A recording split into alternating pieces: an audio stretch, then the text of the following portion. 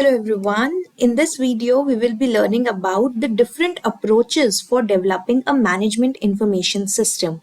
So there are 5 main approaches to develop any MIS or management information system. The first is the top-down approach. The next is the bottom-up approach. The third is the integrative approach. Then comes the prototyping approach, and the last one is the systematic approach. So starting with what is the top-down approach for MIS development. So as you can understand from the name, in the top-down approach, the top level management is mainly responsible for deciding what are the features, what are the functions of the MIS that they are going to use or create in their organization, and this decisions of what kind of MIS has to be developed depends on the objectives of the organization, their goals and constraints. That means if an organization wants to develop an attendance management system, say an education institute wants to implement an attendance management system, then it will keep in mind that the objective of the organization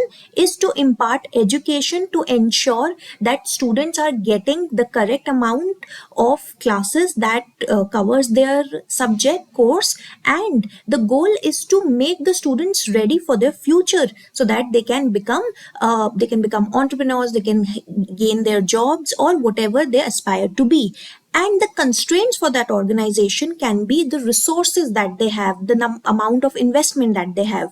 So keeping in mind what are their restrictions, what they have to achieve, the top level management decides what kind of MIS has to be developed in the top down approach. So this decision, once it is taken, the next step is to decide what information is actually required from the MIS. See, we are developing the MIS for the purpose of getting some useful content or information, and we need to be very clear that what output do we want from the MIS. And once we know exactly what kind of information we are expecting, then based on that, sub-components, sub-parts or the subsystems of that particular MIS are decided again by the top level management. So focus here that the top level management, managers, bosses are taking all the decisions related to the MIS development, and all these decisions are then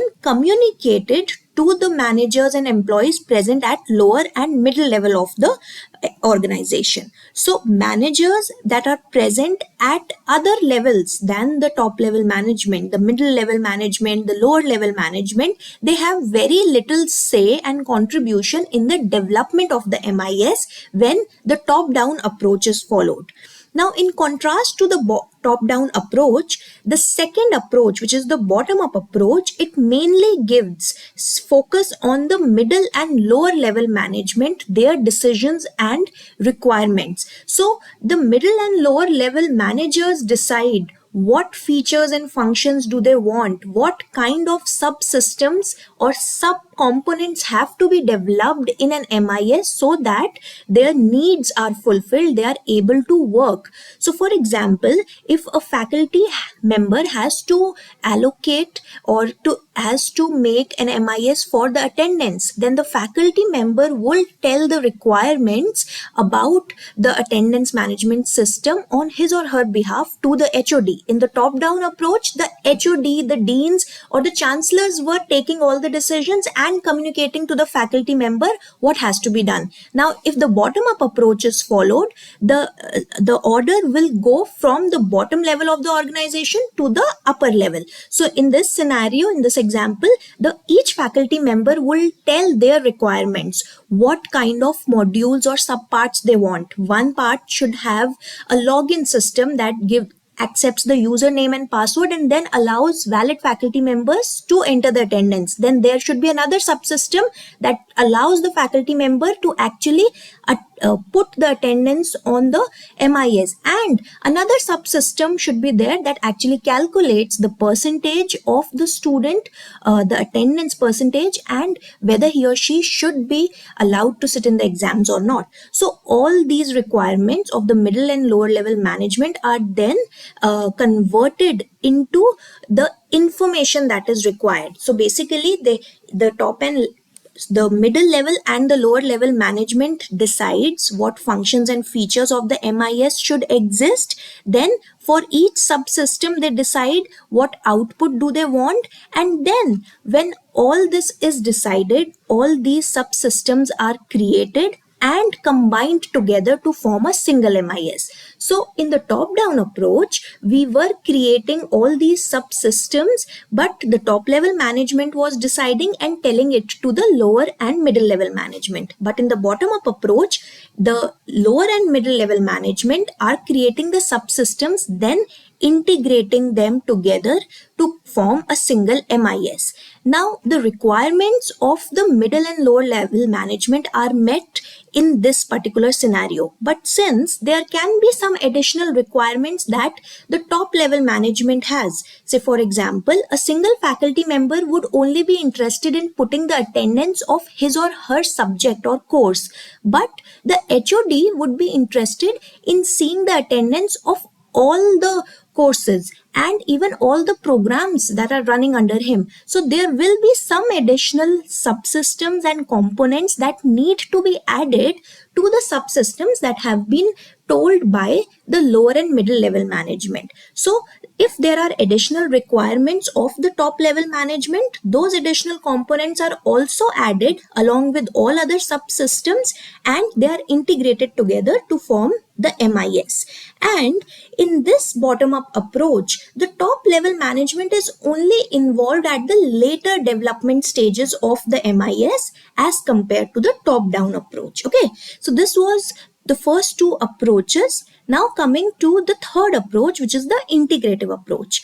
So now in the first two approaches, both the approaches had the drawback that only one party was having more say in the development of the MIS. So if the lower level management is telling the requirement, the top level management is taking a back seat. And if the top level management is deciding, then the lower and middle level management do not have much say. So to overcome the disadvantage of the top down and bottom up approaches, we have the integrative approach. Integrative basically allows the managers that are present at all the levels to contribute in some way and approve and disapprove the decisions made by the other levels. So managers at all the levels are involved, rather equally involved in the development of the MIS. So the top level managers give a broad or outline or structure of the MIS, what should be the main features, whereas the lower and the middle level managers then decide what would be the fine features of that particular MIS. All right. So in this scenario, what happens is once the broad outline is decided, then the lower level and middle level managers give the fine details of what has to be done.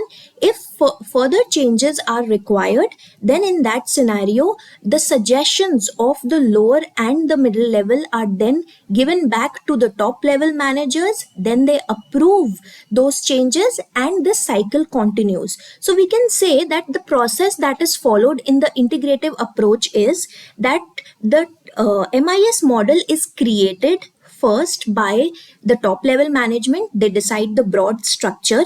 Then this broad structure is evaluated, assessed by the middle and the lower level managers. Then they modify it. They suggest changes, additions and deletions, and the suggested changes and the revised MIS model is then sent for approval to the top level managers again if required. So all the parties are working together as a team in this scenario. All right. Now comes the prototyping approach. In the prototyping approach, a prototype or a dummy version, which we also say as the pilot version of the MIS, is built initially. So the purpose here in prototyping approach is to quickly develop a working model so that that model can be delivered to the customer or the client, and as and when more requirements come up or changes are required, that prototype or dummy version can be changed as per the needs. So it allows the client to get a working model very quickly and at a lower cost. So for example, in the attendance management system example that we took, it might happen that the company decides to implement the attendance marking for a particular course only, and once that particular module is working fine, the similar version can be extended to multiple different programs, streams, and to the entire university. Okay, so development of a prototype saves time of the organization, its efforts, as well as the cost. And as and when new requirements come up, the prototype is then modified according to the needs of the organization. So it prevents any kind of delays in the delivery of the MIS. The customer is able to quickly start working with the MIS and do its work. The last is the systematic approach. Now, in the systematic approach, it follows a very sequential type order. What actually happens is, initially all the requirements are gathered, then what kind of software is required for the functioning of the MIS, that is decided, then the hardware is decided, either it is developed within the organization or acquired from outside, and then all these systems are integrated, combined together to form the MIS. So these were the 5 approaches for developing of an MIS. I hope you have understood this concept. Thank you for watching. Till we meet in the next video, mind your exam.